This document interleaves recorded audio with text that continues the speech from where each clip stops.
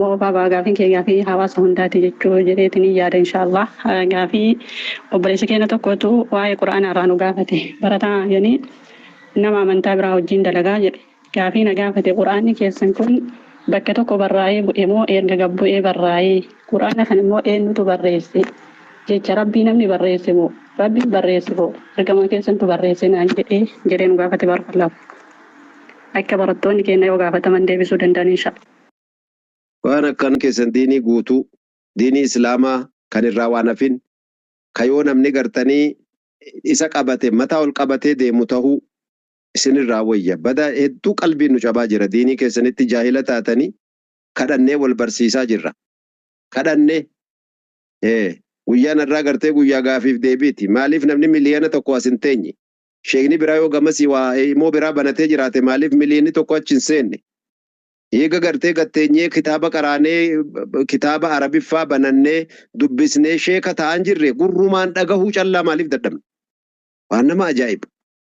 Nuti interneeta keenya baafannee shabakaa keenya bitanneeti sa'aatii gubnee isin bira teenye isin qaraa'isu waggaa 30tti gubannee qaraanee kaane. Gurraan dhageessanii fayyadamuu bichaatu jabaate. Gaafii obboleettii kiyyaa ka fakkaatu tokko dhufeeti.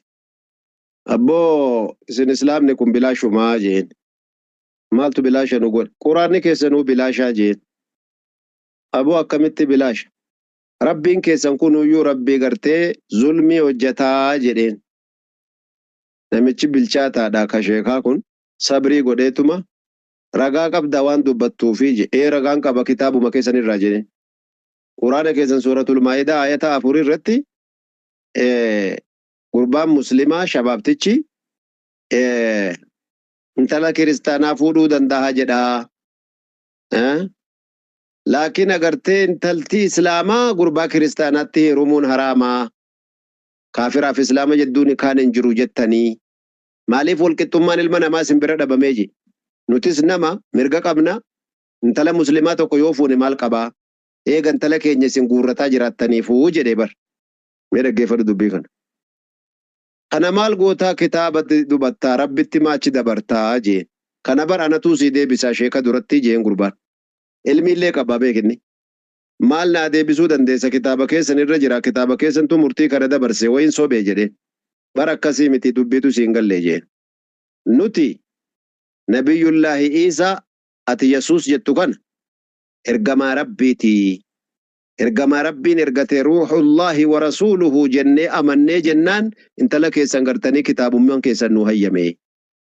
Quraanillee kanaaf nu hayyame.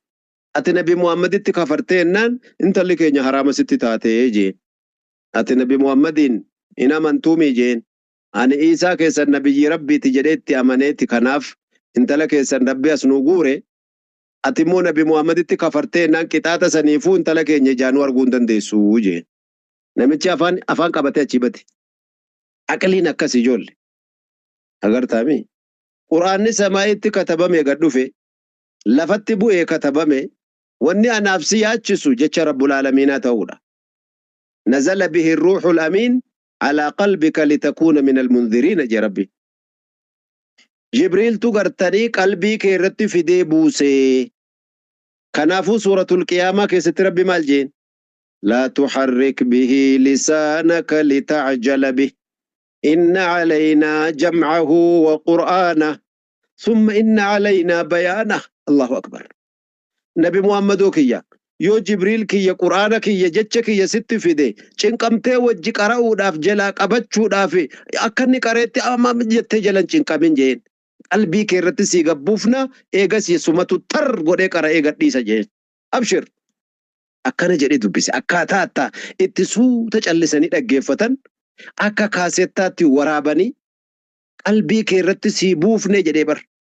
Allahu akbar. Eegasii rasuulli alayhi salaatu wassalaam akka hadiisa Bukaarii irratti isin hundi quba qabdan yeroo wahyiin itti dhufu lafa qorraa keessatti huurkata irraa bu'a jee rasuula rabbiirra hin hunnaani.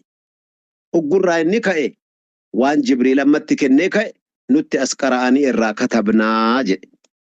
Waggaa 23 keessatti qadrii haajaatiin haga namni dhufee waa gaafii gaafatuun haga shari'aan rabbi suutaan ummata kana rahmata godha farsoo keessatti ayata afurtu bu'e.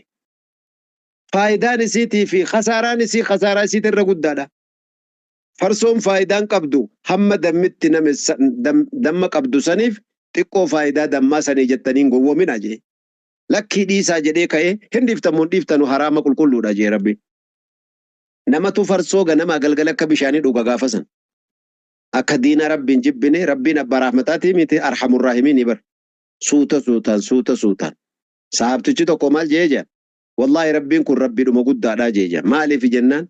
Osoo Rabbiin gaafuma ayata dura buusu fahal antum muntahuun dhiiftamuun dhiiftanu nuun jedhe hin dhiifnu jennaan jee Rabbii kan. Maaliif hin beeknu jee? Hamma imaanni nu seenutti hamma qalbiin keenya nu lallaaftutti nu eegee suutaan ayata afuriin isa macarrashaatiin eega fahamne balaa isiitii fi rakkoo isii adda baafanne dhiiftamuun dhiiftanu jarana nuun jedhee. Dhiifne intahaynaa jennee harka kenninee je. Ilaala dubbii Rabbii kan. Bari ijoollee sinumatu waan barachuu dide malee shari'aan Rabbii barra waan hambifte hin qabdu bara. Yoo tokko takkaan isin zarazaree bara halkan guutuu isin bulchaa bara. Allahu akbar. Kanaafuu Quraanni Rabbii al tokkicha gartanii soddomni gabbuus Rabbi ni danda'a. Qadrii haajaatii waggaa 23 rasuulli diinii Rabbii barsiisan keessatti suutaan dhufuunis halkan tokkicha Quraanni juuzii 30 baytal izzaatti bu'e. Halkan tokkicha juuzii 30 gadi dhufe. Jibriil immoo baytul izzaa irraa fuudhee qadrii haajaatiin waggaa 30 waggaa 23 keessatti guyyaa guyyaan qadrii haajaatiin ayataan akka namni haffazuu danda'u akka namni suutaan hukumii kana halaalaaf haraama isaa suutaan hubataa deemu waggaa 23 keessatti xumurame 30 sun akkana jedha itti insha Allah. Rakkoon qabu garuu diinii baradhaa gaafii bichaas nuun guurinaati. Jirri gaafiin dhiiftu isin aga yoomitti gaafii namaa guurtan qaraasisuu maaltu isin dhowwe baradhaa qaraasisa asii achi kenna. Abboo kuufiyyaan keeyattuu jaaniin nama wayitiin nama isin hundi beektan wayiti kuufiyyaan keeyattuu jennaan qabee duwwaatti wanni kedda'ummaan lafa fayyadaa jedhe mataan duwwaadha. Namni mataa duwwaa argannaa waatti naqachuu jaallata. Maala yaanii hunda sitti guuruu jaallata. Mataa kan kee ilmiidhaan yoo guutte situ asii achi kabala malee gizee hunda si kabalaan taa'u namni akkas ijoollee tiyyaa. Ramadana keessa yeroo namni asirii nyaata jedhee hirribaa ka'u sa'aatiin 10 natti fakkaate takka taa'ee kee dhaqee asuura nyaatee kee rafee ka'ee kan subii salaata jedhee marsaa 3 sa'aatii mandaatee 10 natti fakkaate achi booda deebi'ee dhaqee nyaatee kee deebi'ee yeroo nan ammoo dhufe sa'aatii ilaalu sa'aatiin 12 Ramadana sana billeetumaan soomee leen kaffalamoo akkanuun godhe. Irraantis miti immoo waswaasiin. Namni gartee halkan se'ee gartee Ramadaana keessa yeroo fitriidhaas ta'ee yeroo gartee halkan keessa yoo nama fakkaatu hukumiin isaa gartee shari'aa keessatti lafa kaa'amee bilchaatee jira. Yoo gartanii Ramadaana maali halkan hin geenye jettee ofirraa gartee nyaatte rakkoon qabu jedhaniiru. Argitee shari'aa Rabbii keessatti wanni hundi gartee qajeelfamee jira jechuudha. Argitee kanaaf namni halkan se'ee nyaate homaa isarran jiruu jedhanii jiran ulamaan islaamaa jechuudha. Fatabayyana khilaafuhu jedhan. Agartee guyyaa seetee namni gartanii halkan seetee gartanii nyaatteemi se'aa kan keessaniini eegasii yoo gartanii ifa gale osoo hin beekin hin jedhin malee shari'aan Rabbii gartanii rakkoon qabduu jedha. Akkuma nama irraanfatee guyyaa nyaateetii jedhan. Argitee